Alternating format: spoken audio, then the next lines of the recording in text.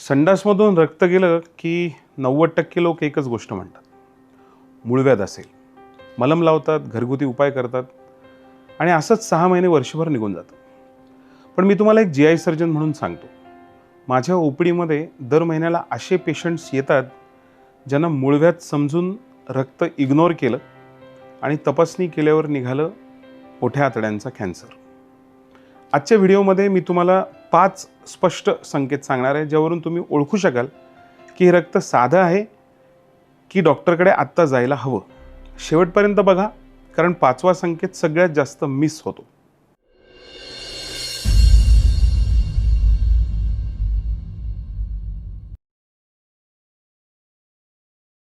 आता पहिली एक गोष्ट स्पष्ट करतो, संडासमधनं रक्त जाण्यासाठी अनेक कारणं असतात. सगळ्यात महत्त्वाचं आणि सगळ्यात कॉमन म्हणजे मूळव्याध. गुदद्वाराजवळ किंवा रेक्टमजवळ ज्या रक्तवाहिन्या असतात त्या फुगल्या की त्याला आपण मूळव्याध म्हणतो. दुसरं असतं फिशर.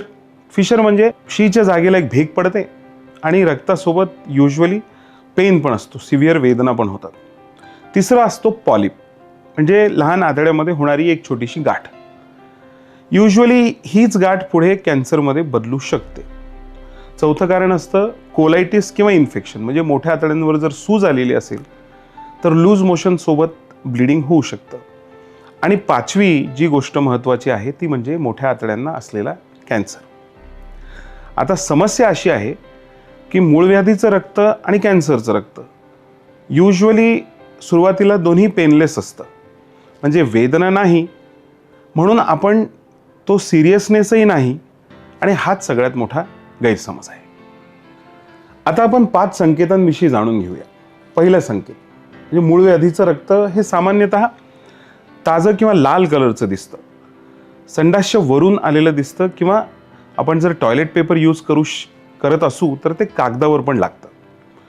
पण गडद रक्त, काळपट झालेलं रक्त किंवा संडासमध्ये मिसळलेलं रक्त हे जर असेल तर युजली ते आतून किंवा वरच्या भागातून येत आहे असं आपल्याला कळायला पाहिजे. हे कोलॉनमध्ये असणाऱ्या रक्ताचं लक्षण असू शकतं, आणि हाच फरक सगळ्यात महत्त्वाचा आहे. आता संकेत नंबर 2 किंवा सिम्पटम नंबर 2 ते म्हणजे आपल्या टॉयलेटच्या किंवा शीच्या किंवा संडासच्या होणाऱ्या सवयीमधला बदल.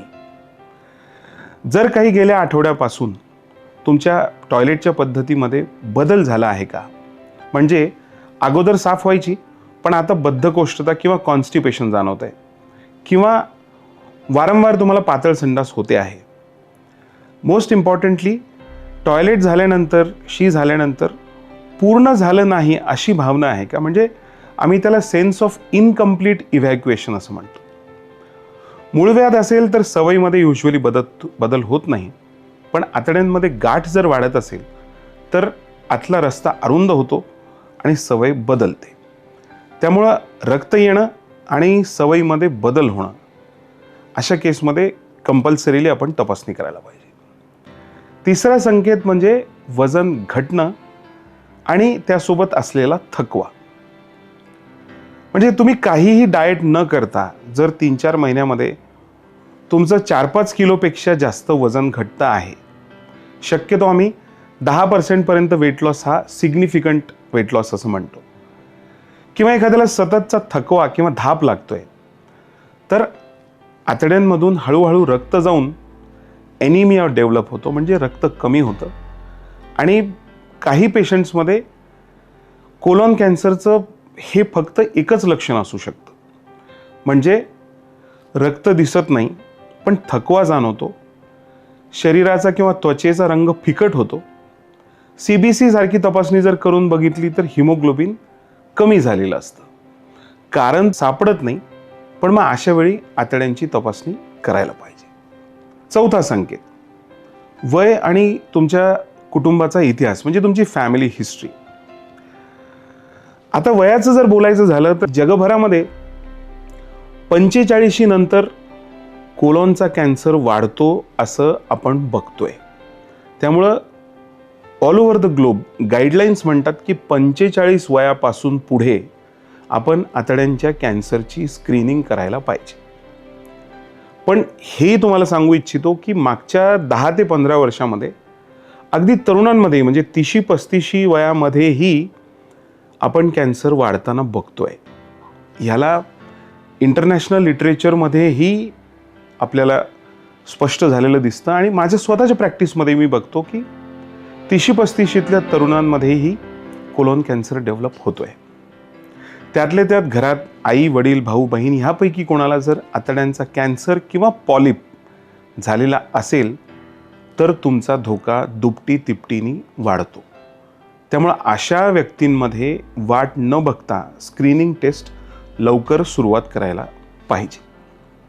आणि 5वा महत्त्वाचा संकेत की मूळव्याधीचा उपाय किंवा उपचार करूनही जर ब्लिडिंग थांबत नसेल तर मी म्हणेन हा सगळ्यात जास्त मिस होणारा असा सिम्पटम किंवा संकेत आहे. आपण मलम लावतो, गोळ्या घेतो, काही वेळा ऑपरेशनही मूळव्याधीचं होतं, तरीही ब्लिडिंग किंवा रक्त थांबत नाही. ह्याचा अर्थ रक्त जाण्याचं मूळ कारण मूळव्याध कधीच नव्हता किंवा मूळव्याध असणं आणि त्याच वेळी आतमध्ये कॅन्सर असणं हे सुद्धा शक्य आहे. बऱ्याच केसेसमध्ये असं दिसून येतं. त्यामुळं मूळव्याध दिसली म्हणून आतली तपासणी टाळणं हेही चुकीचं आहे. आता थोडं कोलोनोस्कोपीबद्दल आपण बोलू. कोलोनोस्कोपी म्हणली की लोक घाबरतात. नळी टाकणार, दुखेल का? पण वास्तविकपणे सांगायचं झालं ना तर 20 ते 30 मिनिटांची तपासणी युजली आपण सिडेशन म्हणजे थोडंसं बेशुद्धीचं औषध देऊन करतो.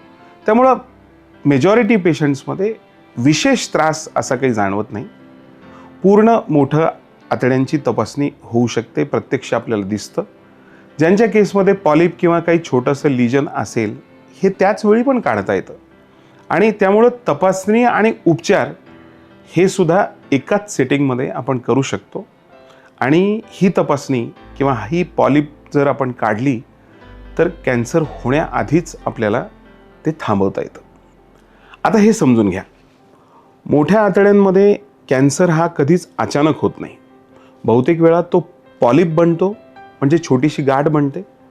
5 ते 10 वर्षामध्ये ती गाठ हळूहळू वाढते आणि नंतर त्याचं रूपांतर कॅन्सरमध्ये होतं. म्हणजे तुमच्याकडे टेक्निकली वेळ असतो. जर तुम्ही तपासणी योग्य वेळी केली, पॉलिप सापडला, पॉलिप काढला गेला तर हा तुम्हाला कॅन्सर होण्यापासून वाचवू शकतो आणि तेही अर्ली स्टेजमध्ये. म्हणून अशा केसेसमध्ये 90% जास्त लोक पूर्ण बरे होतात.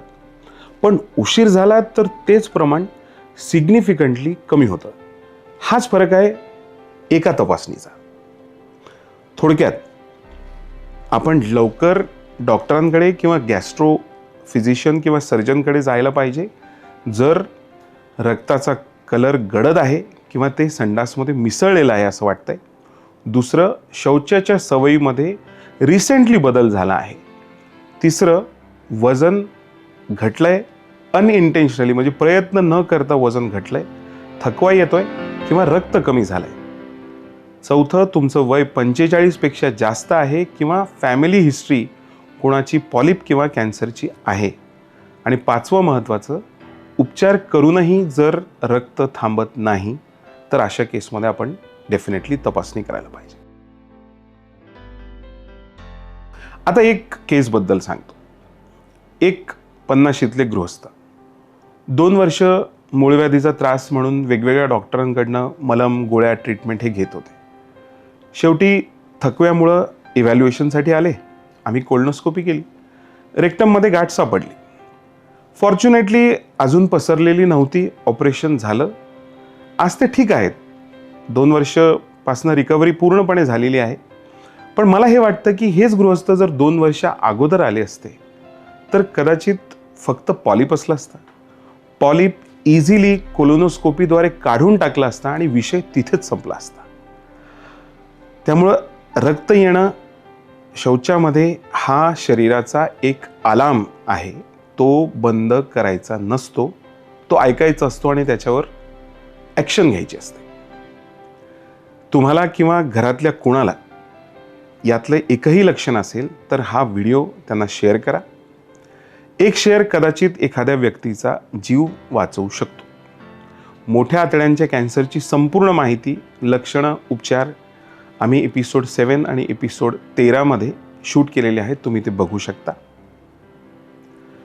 गट टॉक इंडियाला सबस्क्राईब करा, कारण तुमचं पोटाचं आरोग्य मी तुम्हाला सोप्या भाषेत सांगेन.